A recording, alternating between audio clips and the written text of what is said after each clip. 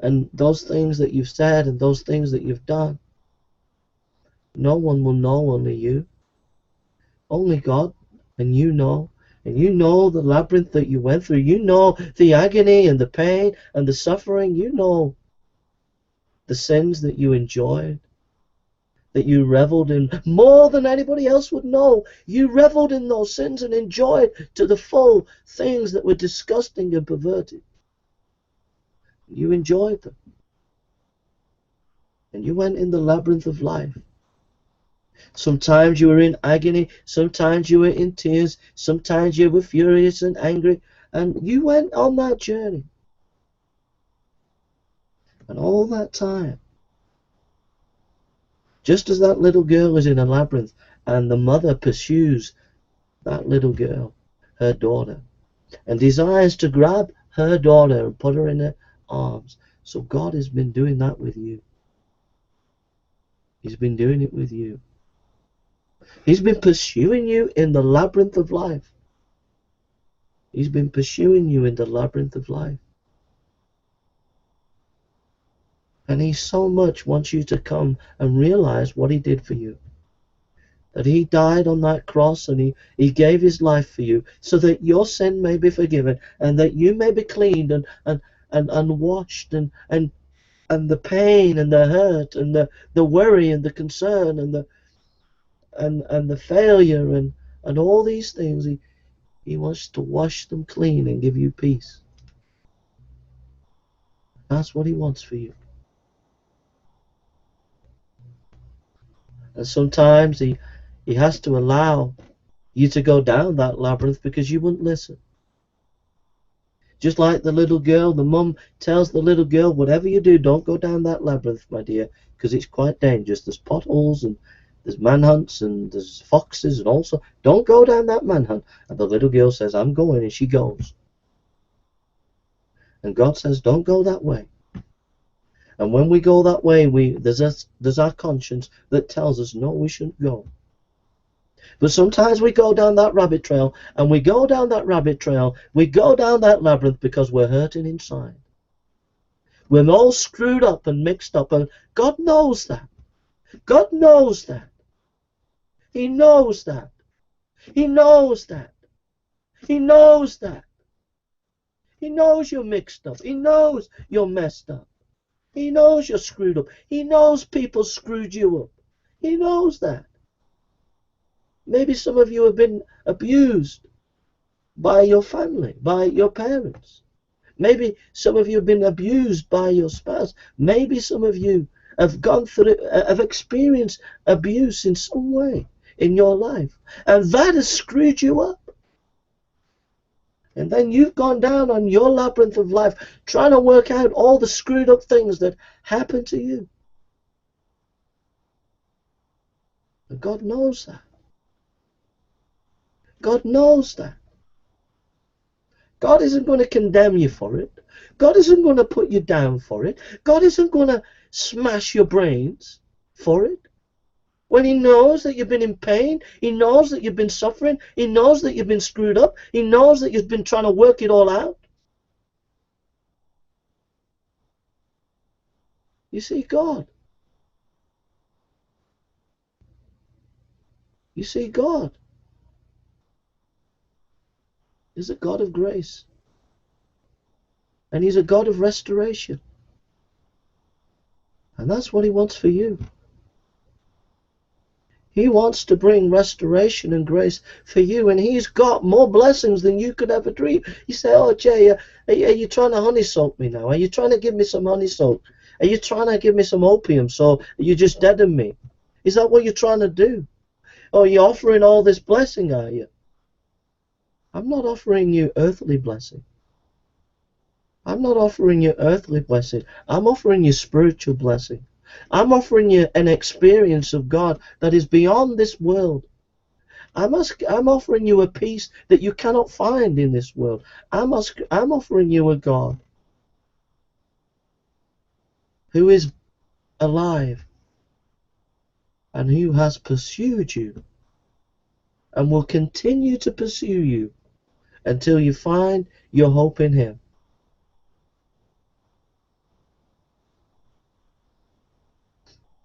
God's love for you is great. He says, taste and see that the Lord is good. In that labyrinth, we can choose to stay in the labyrinth with all our screwed upness and get ourselves into more screwed upness. Or we can hear the voice of the mother. We can hear the voice of the mother calling. And we can hear that voice and know that voice is near. And then we can say, Mom, Mom, I'm here. And the mom can come and grab us and hold us. And the same with God. We can go in the labyrinth of life, and we can take our screwed upness and live in our screwed upness. But in the distance, God says, I loved you, I died for you. For God so loved the world that I gave my only begotten Son, that whoever believes on him shall not perish but have everlasting life. And that is the voice of God calling to you in the labyrinth.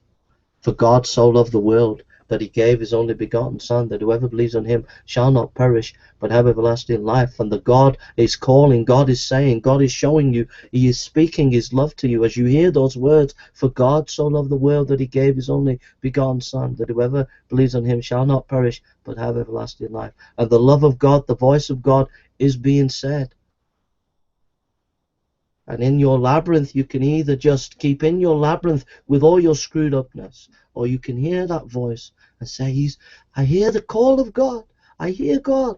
I hear his love for me. I see his love for me on the cross. And you can go to him and say, Lord, I know you died for me. I confess my sin. I am screwed up. Lord, I can't do this anymore. Forgive me. And as you say that, and as you come to him, he will forgive you, he'll wash you, he'll cleanse you, and he'll make you anew. Sometimes we have to go down the labyrinth of life. Sometimes we have to take our screwed upness to its very, very limits, and then at that point it's either we break or we bow the knee to Christ.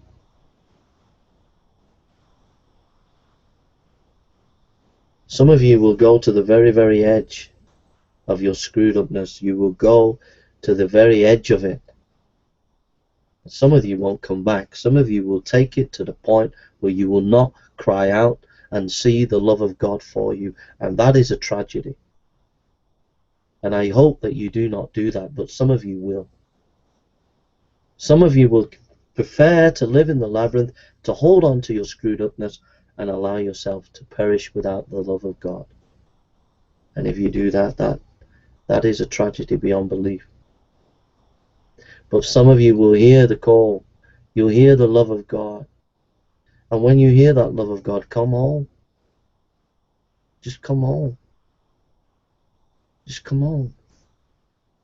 Say, Lord, I believe you died for me. I don't understand it, but I believe you died for me. I'm coming home. In Luke chapter 15,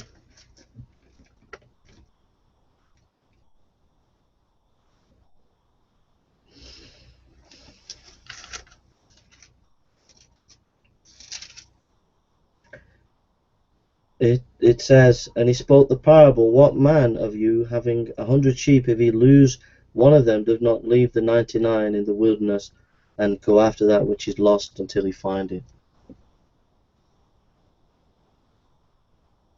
You lose a sheep, the shepherd, he'll go and find it. Talks about a lady who lost a coin and she searches all over. God's searching for you. Talks about the prodigal son who said, Father, give me all that I want, goes off, enjoys his life, realizes what a fool he made, goes back to his father. His father grabs him, puts a ring on his finger, puts a wonderful cloak round him, and kills the fatted calf, treats him as if he's never sinned. That's the grace of God. The woman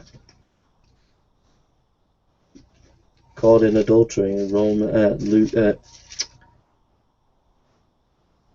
John chapter 8, Jesus went out unto the Mount of Olives, and early in the morning he came again into the temple, and all the people came unto him, and he sat down and taught them. And the scribes and the Pharisees brought unto him a woman taken in adultery, and when they had set her in the midst, they said unto him, Master, the woman was taken in adultery in the very act. Now Moses was in the law commanded us that such should be stoned, but what sayest thou? Then they said, tempting him, that they might have to accuse him. But Jesus stooped down, and with his finger wrote on the ground, as though he heard them not. So when they continued asking him, he lifted up himself, and said unto them, He that is without sin among you, let him first cast a stone at her. And again he stood down and wrote on the ground, and they which heard it, being convinced by their own conscience, went out by one, beginning at the elder, even unto the last. And Jesus was left alone, and the woman standing in the midst. And Jesus had lifted up himself, saw none but the woman, and he said unto her, Woman, where are those thine accusers? Have not men condemned thee? She said, No man, Lord. And Jesus said unto her, Neither do I condemn thee. Go and sin no more. Go and sin no more. Just as an aside, those clever clogs who'll say, well, that passage is actually not in the book of John. This is just an aside for these clever clogs and these academic scholars in textual criticism today, who will tell you that that is not in the actual original Greek. Well, just an aside, textual criticism took on a massive change in the 19th century, and there were two schools of thought. There was the Westcott and Hort school of thought, and there was the Dean Bergen and the Scrivener school of thought. And so there was half the scholarly world believed that the ancient text from the Byzantine side had this originally in. The other half of the scholarship followed Westcott and Hort. The modern scholars that you see in the academic world today have taken on board Westcott and Hort's views. In other words, what I'm saying to you, there is a massive, vast scholarship that has been ignored in textual criticism by modern textual critics since the 19th century, and there is solid evidence to prove that this text is actually part of the gospel. I can give you some evidences right now. Number one, St. Augustine gives a mention of why this passage was left out in some ancient manuscripts.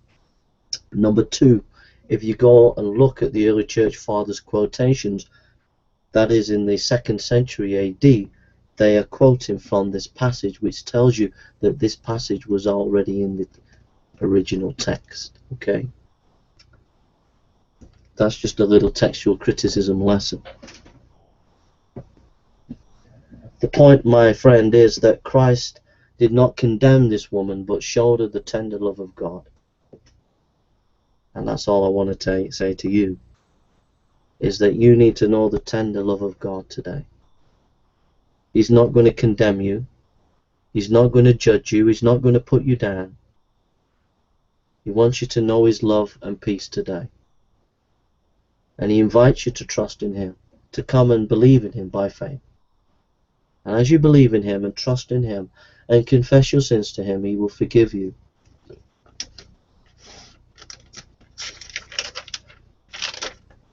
So we've looked at a few things in the Christian life there, and we'll just turn to a passage and then we'll close. And then I'm going to do a couple of historical biographies, and then I'm going to get on with the book that I've been writing, which I've been enjoyed writing.